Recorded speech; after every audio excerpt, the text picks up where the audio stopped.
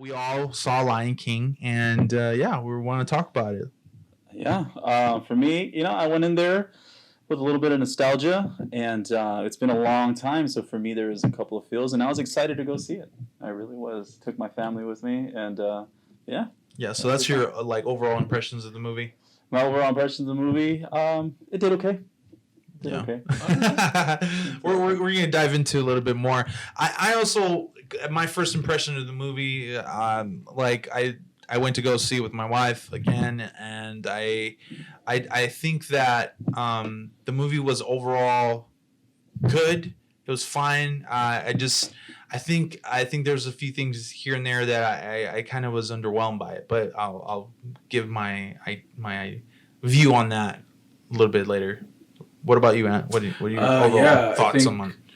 I think we're kind of telepathically saying to one another right now exactly how we feel about the movie. Again, the movie is no surprise how much money it's making, how great it is. The story is rich, like I said, but there was definitely some issues that I had with it, and there's a lot of stuff also that I liked about it. So let's talk about that. Let's talk about what the dislikes and the likes that we had for the movie. I mean, it's a classic. We all know the story. This is by far a spoiler review. I mean, you've seen it 1,000 times already. So if you haven't, go watch it and then come back. Yeah, I don't know what you're doing here. But yeah. So what's your likes and dislikes? My likes, I like that it definitely gave.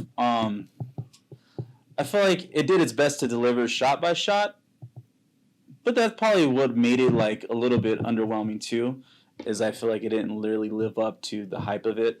I like that there were certain characters that got almost like a little bit more screen time, if you will, or characters that wouldn't or didn't have screen time. You didn't expect to have screen time, had screen time. Little things. It's the little things that really made and break the movie for me. That really stood out the most to me, and that was like the lemurs or like the gazelles, right? Little things like a little dung beetle. Now remind me, I don't know if that's how. No, that isn't how Rafiki he got. I said it all Mexican. Rafiki, how he was able to tell or got the information about Simba still being alive. I think he plopped on the field, right? I think it leaves. Leaves came down after he plopped. Plate or bowl. Yeah. So little things like that really kind of I felt were good story. Little touches, and then the little animals having their little moments of dialogue real quick. Little things like that were almost felt like an expanded story. So it felt like we got a story that was original that we all are familiar with, and it's almost like other characters got to get expanded story. You know what I'm saying? And the little things that I didn't like that really made a big impact, though, it's little things that made the biggest impact, and that was I did not feel like the characters definitely were delivering as if they were excited to be a part of it. And it was almost consistent. No. It was the tonation, I guess. So the voice inflection, acting. Yeah, the inflection of the voice acting. Little things from because who doesn't know line for line, pitch for pitch, especially the musicals of the movie, you're gonna hear me roar. You know what I'm saying? Little things like that, or even Scar, at the end when he was yes, my king, whatever he said, little things like that, or even long live the king, or he's run away, Simba, and never return. You remember the intense moments. One of the biggest underwhelming parts for me is the conversation between Mufasa and Simba. And I remember how he delivers that part when he gets in trouble and he saves him from the grave, right? And he's not only that, you put Nala in danger. Every little inflection, everything felt so we don't care to deliver it how, you know what I'm saying? It's hard to explain, but it's almost I don't want to deliver it with full passion. Right. And it felt more like they were just reading the scripts rather than trying to be the script or trying to be the character.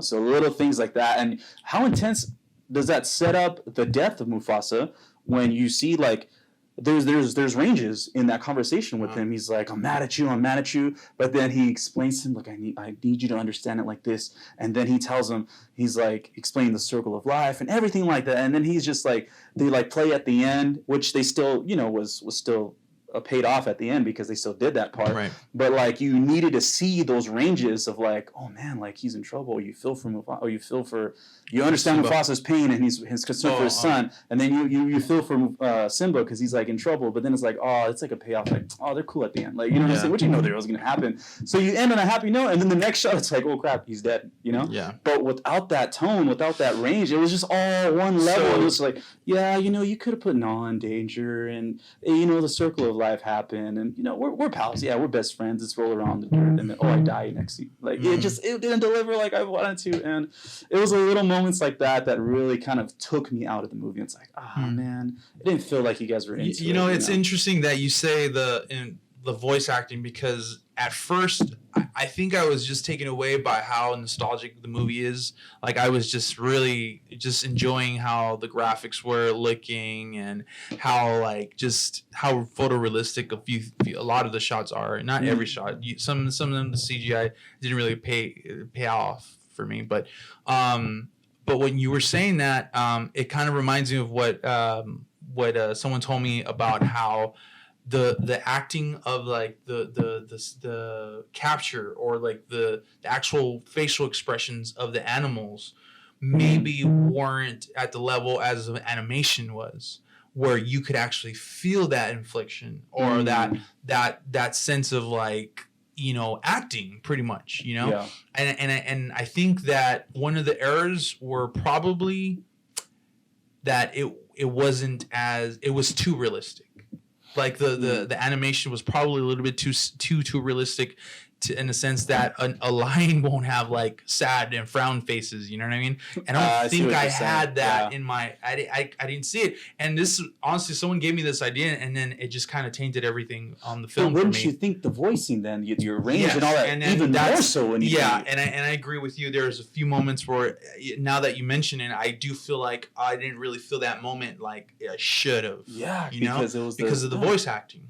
And so I don't know. Is that maybe lack of experience? I'm not sure. I mean, I don't know. I mean, they had some great.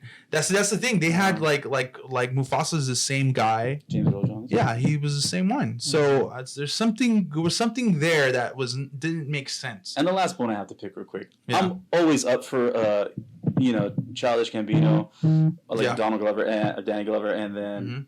Beyonce do it. I'll always be down for that. But how do you not use Elton John, man? That's iconic for me. I'm like, see, I'm okay with that one, dude. I'm okay with that one. I kind of liked them doing the duet stuff. Well, what about you, Ant? What do you think? What was your likes and dislikes? Well, the things that I disliked about it, and it was going back to what you were saying, the animation on these animals aren't very animated. So the music that was made back then for the original Lion King back in 1994, it was made with that in mind, with the cartoons, with Alan Silvestri Hans Zimmer is able to look at the cartoons that Disney made and was able to make a score and music and compose it to the cartoon, as opposed to now what Jon Favreau did is basically, like I said last week, was make real animals, like if we were to go to the jungle now and find a lion that can speak. And that's what it would look like. And so it's hard to be able to project the same feeling and the same heart in the Lion King when you have that to work with. Not to say that it's not their fault. It's definitely their fault. There has to be a way. There has to be a balance to that. I feel, and that's why I feel that some of the Lion King didn't work for me. There was certain things that and when they were singing Hakuna Matata, I felt a lot of. You can feel that it was computer generated a lot on some of them for me as well. Those are the things that I most took from it that I didn't like about the movie. Also didn't like that when they sang Hakuna Matata, Challenge Gambino, he sang it his way, which is fine. I'm all for like new ways of singing things, but I do believe that you're supposed to sing it the original way at least once. You know, give it one bar of originality and then go from there wherever you want. And I feel like he just changed it up all the time too much to where he likes to do. Right. Those are the little things that I took. What I loved about the movie was Timon and Pumbaa. Oh yeah, dude. Timon and Pumbaa. Seth Rogen and who? Seth Rogen and Billy Eilish, I believe his name is. Something like that. Correct me if I'm wrong. Seth Rogen's the star. What they did with those two, again, they were able, and this could go back to what Daniel was saying a little bit. Yeah. They were able to animate those characters correctly because of their voice. Now they have more to work with because they're comedic character. And obviously, if you're comedic, you're able to give it a little more oomph to your personality and everything. But I really do feel that Seth Rogen, he made me laugh so much. The Timon character so much. I mean, I want to go back and watch there just to go watch. I want to fast forward to when looking back, he's the perfect older person to play that. Yes, seriously. I was like, can you picture anybody else? Even when he's like, and he charges the people or the hyenas. No, they're the hyenas, but they're also the vultures that are. Yeah. The big Remember? Yeah, actually, I didn't see that part. I stepped out for my wife needed water, so I got the water. For sure. I missed her introduction. And from the beginning to the end, and you guys, there's a piece in this movie which I'm going to give it away because we're talking about everything. Yeah, of course. Everyone already saw it. Timon and Pumbaa, they're talking to the hyenas, but Timon starts saying, "Be our guest." Oh, that was a good one. So cool. And so that's cool. From the Beauty and the Beast. Yep. And so it was just so funny. That was great. I get what Daniel's saying. I still believe that Mufasa did a really great job and what he had to work with the kind of development of the character. As far as CG is concerned, you can't do much. Again, guys, you can't move their eyes around. You can't move their mouths around that much because it takes away from the realism of what they're trying to do. So I'm sure there's a formula. It hasn't been figured out yet, but I'm sure they will. Yeah, that's great. Great take. All right, guys. So that was our those were our thoughts. Before we move on, what's your overall score from 5? 5 paws. I'm gonna give it a 3.5. 3.5. Pause. What about you, man? I'll give it. Yeah, I agree with that. Well, 3.5. Yeah, honestly, I was thinking about 4, but there was just something missing, man, and I would have to give it a 3.5 as well. I just didn't hit that nostalgic nerve where it's like, There's moments that it did, but had it been for Timon and Pumbaa, I give it like maybe a 2. Yeah, for sure. Really? For sure, easy. I would have given it a 3, but yeah, 2.5. Timon and Pumbaa definitely. They brought life. Definitely brought a lot of life. color into it. Yeah. I was genuinely laughing.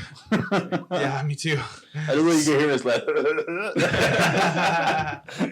I was like, thank you. Yeah, that was so good. All right. So this weekend is a real